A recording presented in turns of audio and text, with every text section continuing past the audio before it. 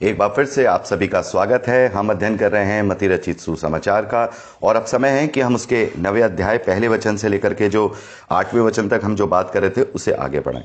तो मेरे प्यारे भाई बहनों, यहाँ पर जो लकवर होगी है मैंने आपको बता दिया। यहाँ जो प्रभु एक और बात कर रहे हैं, प्रभु अपने ईश्वरीय तत्व को यहाँ पर सिद्ध कर रहे हैं। और जैसे कि बहुत सारे मसीह विरोधी हैं, वो कहते हैं कि प्रभु यीशु मसीह ने कभी अपने मुंह से नहीं कहा कि मैं परमेश्वर हूं, वो उसका एक भविष्यवक्ता था या फिर वो जिब्राइल स्वर्गदूत था। बहुत सारे लोग उसे ईश्वरीय तत्व में होने के लिए विरोध करते हैं। तो यहां मेरे प्यारे बहनों, यहां प्रभु ने इस बात को कहकर यह साबित कर दिया कि मैं और मेरा पिता एक हैं। जैसे हम यूहन्ना रचित सुसमाचार में भी पढ़ते हैं, प्रभु ने कहा मैं और मेरा पिता एक है, मैं ही परमेश्वरी गुण में हूं। क्योंकि पाप क्षमा करने का अधिकार ना तो किसी मनुष्य को है, ना ही किसी स्वर्गदूत को है। यह अधिकार केवल और केवल परमेश्वर का है। और ये परमेश्वर यह अधिकार किसी अपने से, जिसे बोल सकते हैं जो उसकी समानता में ना हो, उसे नहीं दे सकता। मनुष्यों को वो नहीं दे सकता, क्योंकि वो न्याय नहीं कर पाएगा, वो पाप क्षमा नहीं कर पाएगा। ना ही स्वर्गदूतों में, क्योंकि वो भी परमेश्वर की ही सृष्टि है। तो यहां प्रभु जो कह रहे हैं कि हम पढ़ते हैं कि मुझे पाप, छठे वचन में, परंतु इसलिए कि तुम जान लो कि मनुष्य के पुत्र को पृथ्वी पर पाप क्षमा करने का अधिकार है, उसे अधिकार दिया गया है। और यही बात मेरे प्यारे भाई बहनों, यही बात जो फरीसी और शास्त्री थे या जो और दूसरे लोग थे, व्यवस्थापक लोग थे, महायाजक लोग थे, वो ये ईश्वरीय निंदा के रूप में देखते थे। क्योंकि वो कहते थे कि ये अपने आप को परमेश्वर के तुल्य कर रहा है, परमेश्वर की जैसी बातें कर रहा है। तो यहां पर हम क्या देखते हैं मेरे प्यारे भाई बहनों, उसने इस बात को यहां पे प्रूफ किया कि हां, मैं परमेश्वरीय गुण में हूं और मैं परमेश्वर हूं। जितना मैं मनुष्य हूं 100%, उतना ही मेरे अंदर वो सामर्थ्य जो मेरे पिता के द्वारा दी गई है। मैं और मेरा पिता एक है। तो प्रभु ने यहां पर इस बात को जो है प्रूफ किया है अपनी बात से कि मैं ही परमेश्वरीय सामर्थ्य में हूं। तो मेरे प्यारे भाई बहनों, आगे बढ़ते हैं। उपवास के विषय में भी हम बाद में बात करेंगे। 9वें वचन से लेकर के हमने 13वें वचन तक अभी हमने पिछली रिकॉर्डिंग में बात कर लिया है। 18वें वचन से लेकर के 26वें वचन तक हम देखते हैं। वहां एक मृत लड़की और एक बीमार स्त्री है। तो ये पहले हम मृत लड़की से पहले बीमार स्त्री के विषय में देखेंगे। ये बीमार स्त्री जो है 12 साल से लहू बहने के उसे रोग था। तो ये जो 12 साल का जो लंबा पीरियड है, वो हमारे कौन सी आत्मिक चीज को दिखाता है?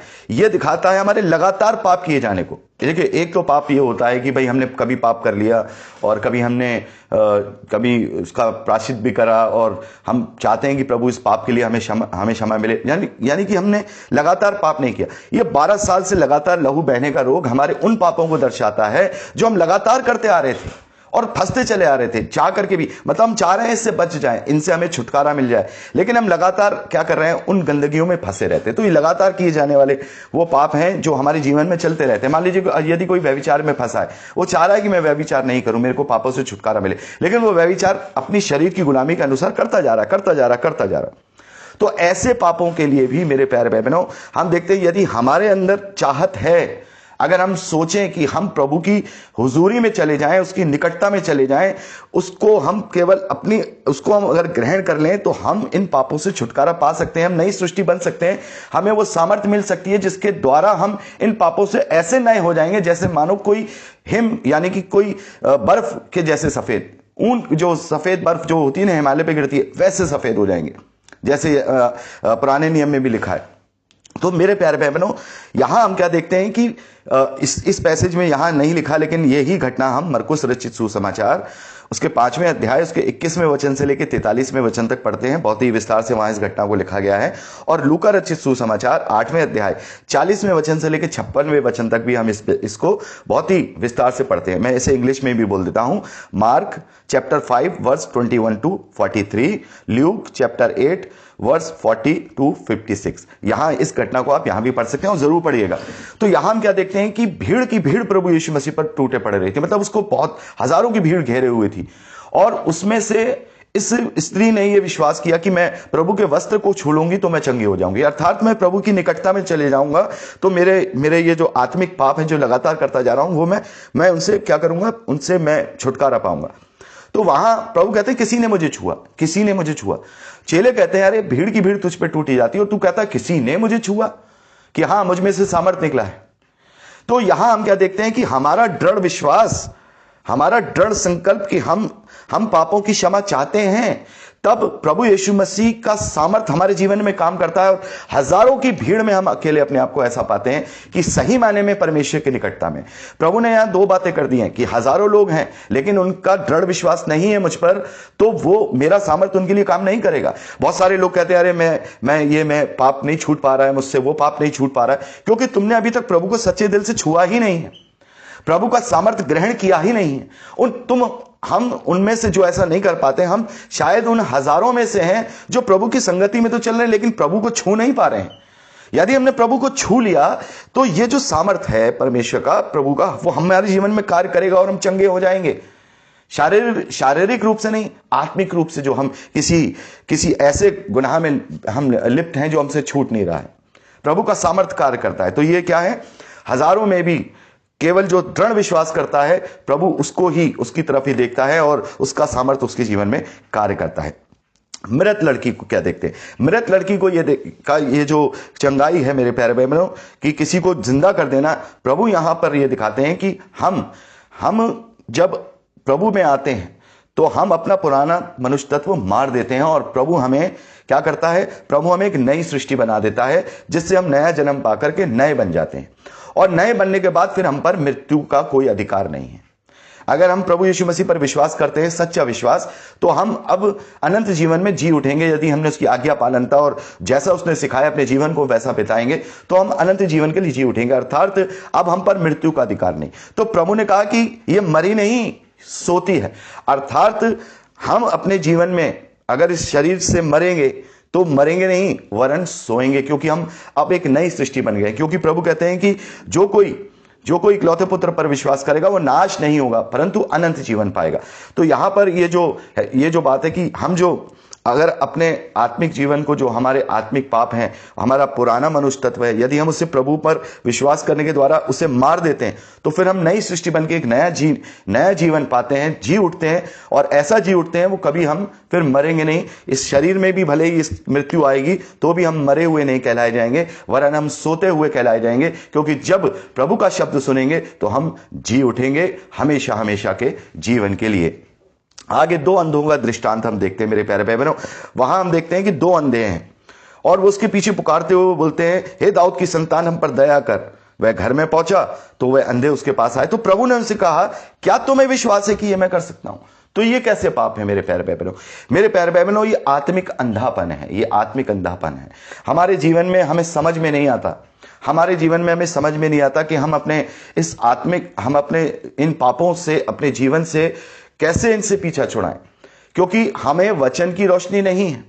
यहां पर प्रभु कहते हैं, क्या तुझे विश्वास है? वो पूछता है कि क्या तुम्हें विश्वास है कि जो बुद्धि और समझ मैं तुम्हें देने पर हूं उसके द्वारा तुम इस चीज को कर पाओगे?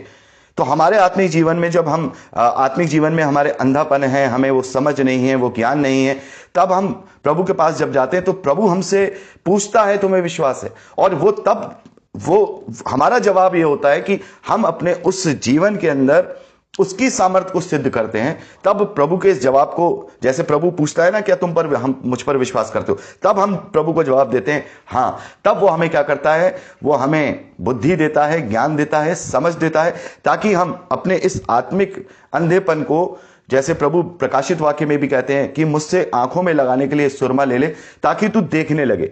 तो प्रभु हमें सम्मति देता है, प्रभु हमें समझ देता है, प्रभु हमें बुद्धि देता है।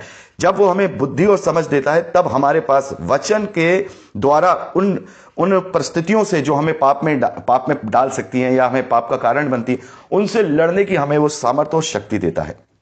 ठीक है, आगे हम देखते हैं मेरे प्यारे भाई बहनों, एक गूंगे को प्रभु चंगा करते हैं और उसमें दुष्ट आत्मा थी। अर्थात ये जो बीमारी है मेरे प्यारे भाई बहनों, ये जो वचन कहता है कि पूरा संसार उस दुष्ट के वश में पड़ा है। उससे क्या होता है कि हमारा जो गूंगापन है, हमारे शब्दों को, एक जो आत्मिक हम बातें करते हैं, जैसे परमेश्वर वचन कहता है कि जब हम प्रभु में होते हैं तो तुम जब बोलो तो ऐसे बोलो जैसे कि परमेश्वर का वचन। ठीक है, तो जब पापों में पड़े होते हैं या हम पाप की दासता में होते हैं तो हम किसी के लिए भलाई मुंह से निकालते नहीं, हमेशा सबके लिए बुराई, सबके लिए श्राप, सबके लिए। तो वो एक आत्मिक गूंगापन है।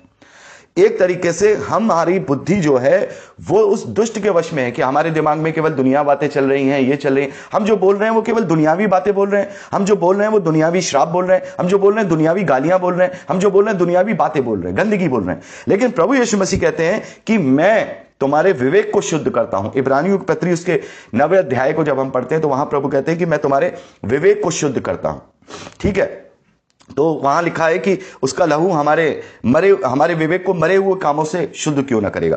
तो यहां पर यह जो बात है वो पवित्र आत्मा की सहभागिता को दर्शाता है। फिर हम उस दुष्ट के वश में नहीं वरन पवित्र आत्मा की सहभागिता और पवित्र आत्मा की अधीनता में आते हैं। और यहां पर हम देखते हैं जो भी प्रभु के करीब जाएगा उससे पवित्र आत्मा की सहभागिता, या हम कहें प्रभु की स्वयं सहभागिता पवित्र आत्मा के रूप में मिलेगी। और यहां हम क्या देखते हैं कि यहां कुछ फरीसी कहते हैं ये तो दुष्ट आत्माओं के सरदार की सहायता से दुष्ट आत्माओं को निकालता है। तो यहां पर हम क्या देखते हैं, इस पर भी जब हमारा जीवन बदला हुआ कोई देखता है, हमारे स्वभाव को बदला हुआ देखता है, तो बहुत तेरे ऐसे होते हैं जो उसे पाखंड समझने लगते हैं। अरे ये तो पाखंडी है, अरे ये तो ऐसी बात करता है, वो बात करता है।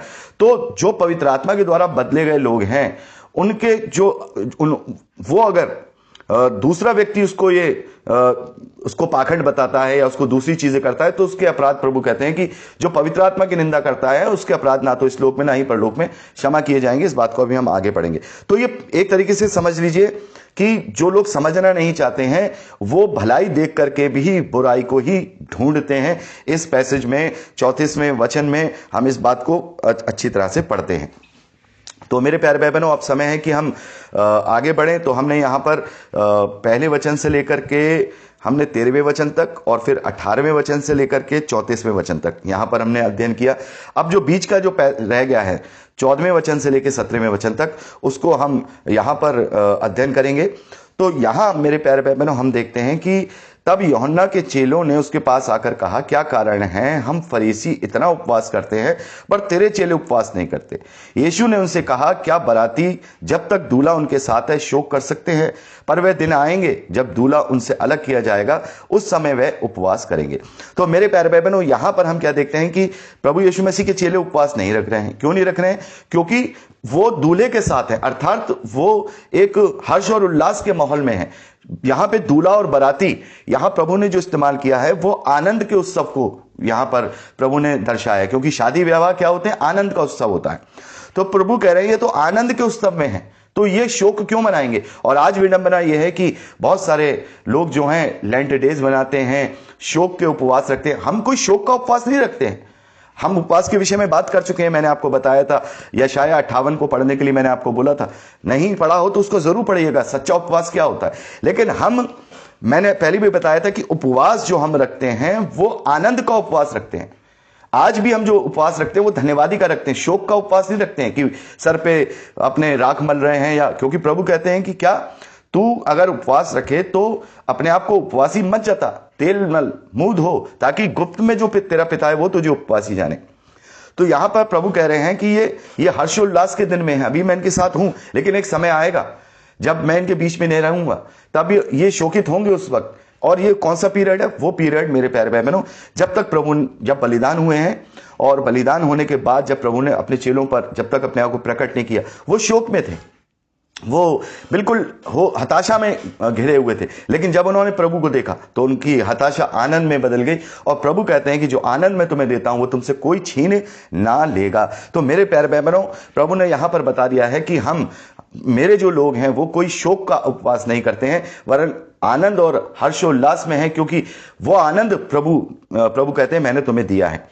तो मेरे प्यारे भाई बहनों, यहां 16वें वचन में हम पढ़ते हैं कि कोरे कपड़े का पैबंद पुराने वस्त्र पर कोई नहीं लगाता, क्योंकि वह पैबंद उस वस्त्र से और कुछ और खींच लेता है और वह अधिक फट जाता है। और एक और यहां प्रभु कहते हैं, और लोग नया दाखरस पुरानी मशकों में नहीं भरते हैं, क्योंकि ऐसा करने से मशकें फट जाती है और दाखरस बह जाता है और मशकें नष्ट हो जाती हैं, परंतु नया दाखरस नई मशकों में भरते हैं, वह दोनों बचे रहते हैं। तो इन दोनों वचनों का क्या अर्थ है? मेरे प्यारे भाई बहनों, यहां प्रभु यीशु मसीह ने प्रेम की नई व्यवस्था के विषय में बात की है कि अब तुम्हें पुरानी बातें तुम पर लागू नहीं होंगी, क्योंकि वो सब बातें मैं क्रूस पर पूरी करूंगा। और नई बातें तुम पर आएंगी। ऐसा नहीं कि जो नई व्यवस्था मैं तुम्हें देने जा रहा हूं तो तुम क्या करो कि उसमें पुरानी चीजों को उसमें पैबंद लगा लो। आज के चर्चेज में यही हो रहा है मेरे प्यारे भाई बहनों कि नए नियम में जो बातें सिखाई गई हैं उनमें पुराने नियम की बातें जो हम पे लागू नहीं होती हैं उसको पैबंद के समान हम पर चिपकाया जा रहा है। हमें नए वस्त्र दिए गए हैं, नई वाचा के हम सेवक हैं।